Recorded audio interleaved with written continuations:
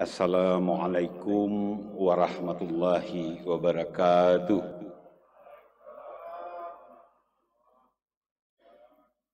Alhamdulillah, alhamdulillahi rabbil alamin. Wassalatu wassalamu ala asrafil anbiya'i wal mursalin wa ala alihi wa sahbihi ajma'in. Yang saya hormati Paduka Yang Mulia Wali Nanggro atau yang mewakili. Yang saya hormati seluruh unsur Forkopimda Aceh yang berhadir. Yang saya hormati Ketua MPU, Ketua MAA dan Ketua MPA atau yang mewakili. Yang saya hormati para pimpinan perguruan tinggi yang berhadir, yang saya hormati Wali Kota Banda Aceh beserta jajaran Forkopimda Kota Banda Aceh yang berhadir, yang saya muliakan para alim ulama, para tokoh masyarakat, tokoh adat, yang saya muliakan para ustadz, utamanya Ustadz Dr. Abizal M. Yati LCMA selaku penceramah yang insya Allah sebentar lagi akan memberikan tausiah kepada kita semua. Yang saya hormati, saya banggakan para pimpinan SKPA, pimpinan SKPK Kota Banda Aceh, yang saya muliakan Imam Besar Masjid Raya Baitur Rahman Banda Aceh, yang saya hormati rekan-rekan dari media, Bapak Ibu, para hadirin jamaah salat Isya dan peringatan Isra Mi'raj yang saya muliakan. Awal dari segalanya, marilah sama-sama kita bersyukur atas segala nikmat Allah Subhanahu wa Ta'ala, karena dengan izin dan perkenannya kita telah dapat berhadir di masjid kebanggaan kita ini, di tempat yang sangat mulia ini, dalam rangka mengikuti acara peringatan Isra dan Mi'raj Nabi Muhammad sallallahu alaihi wasallam tahun 1443 Hijriah bertepatan dengan tahun 2022 Miladiah. Salawat dan salam semoga tersampaikan kepada junjungan alam Nabi besar Muhammad sallallahu alaihi wasallam beserta keluarga dan sahabat beliau sekalian. Nabi yang mengajarkan kepada kita semua melalui tuntunannya agar ibadah yang kita lakukan mampu meningkatkan semangat kesolehan, baik kesolehan ritual maupun kesolehan dalam dimensi sosial kemasyarakatan. Hadirin hadirat para jamaah yang saya muliakan, sebagaimana diketahui bahwa Isra dan Mi'raj Nabi Muhammad SAW merupakan salah satu bukti kebesaran dan kekuasaan Allah Subhanahu wa Ta'ala, di mana Allah memperjalankan Rasulullah hingga menembus dimensi ruang, menembus dimensi waktu. Hanya orang beriman sajalah yang meyakini kebenaran peristiwa yang agung ini. Karena secara logika sederhana, sangat mustahil perjalanan yang jauh kemudian ditempuh dalam durasi waktu yang sangat singkat. Sesuai dengan maksud firman Allah Subhanahu wa Ta'ala dalam surat Al-Isra ayat 1, bahwa Allah memperjalankan Nabi Muhammad pada waktu malam dari Masjidil Haram ke Masjidil Aqsa dalam rangka menunjukkan tanda-tanda kebesarannya. Kemudian dengan izin Allah pula, perjalanan Rasulullah selanjutnya menuju tempat yang terakhir, yaitu Sidratul Muntaha.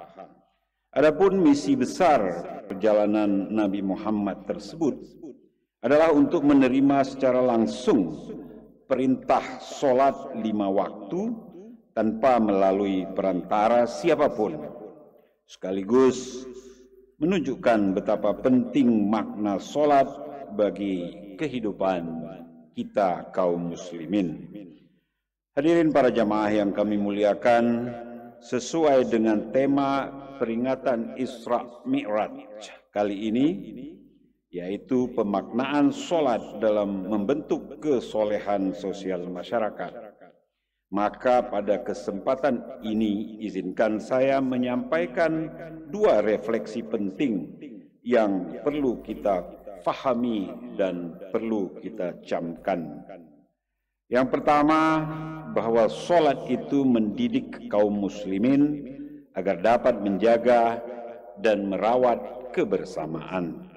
Yang kedua, secara praktis, sholat yang kita lakukan memiliki tujuan, memiliki maksud yang satu dan menghadap ke arah yang sama, yaitu Ka'bah, Baitullah, dan dilaksanakan dalam keadaan suci lahir dan batin.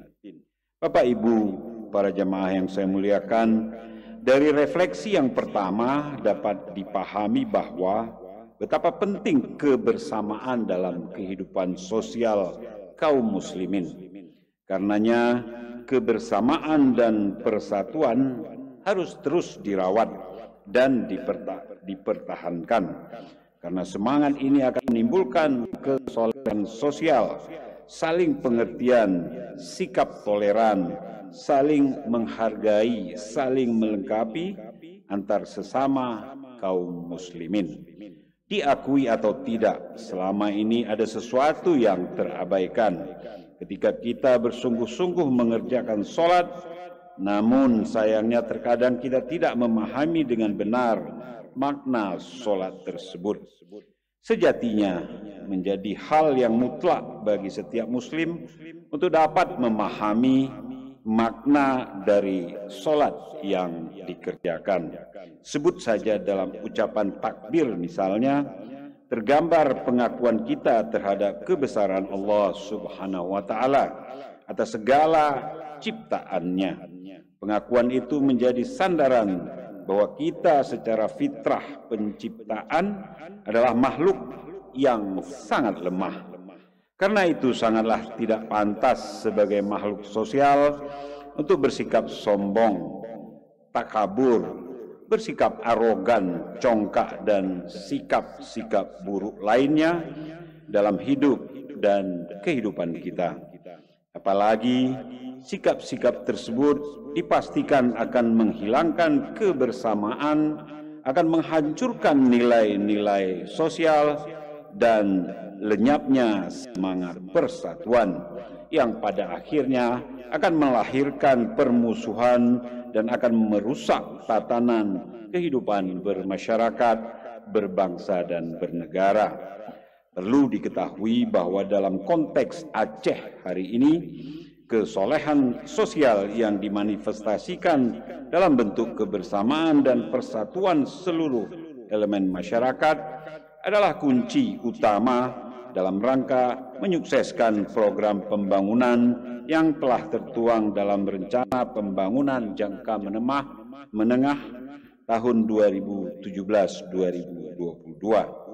Bapak Ibu para jemaah yang saya muliakan, refleksi kedua yang tak kalah pentingnya adalah sholat mendidik umat agar senantiasa selalu menjaga kebersihan lahir dan batin. Salah satu syarat sah sholat adalah suci dari hadas besar dan hadas kecil. Karenanya sebelum sholat ditunaikan, kita diharuskan berwudu terlebih dahulu agar bersih seluruh anggota badan kita. Sehubungan dengan itu, sebagai muslim sejatinya wudhu akan memastikan kebersihan itu tetap terjaga. Di samping dalam rangka melakukan sholat, wudhu juga berfungsi untuk merawat kesehatan, terutama dalam mencegah berbagai macam penyakit yang berasal dari virus, mencegah bakteri, dan lain-lain.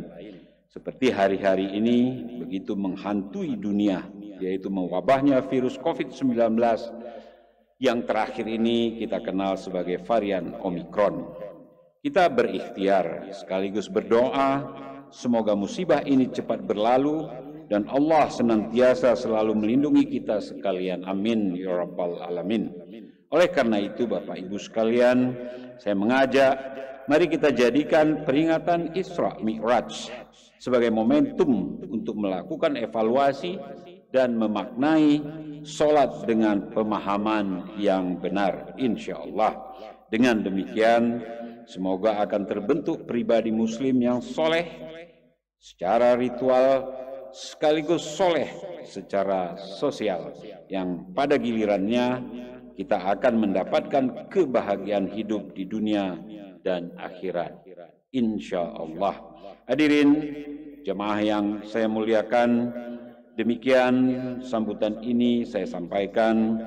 Selanjutnya marilah kita mendengarkan tausiah dari Ustadz Dr. Abizal M. Yati LCMA selaku penceramah kita pada malam hari ini.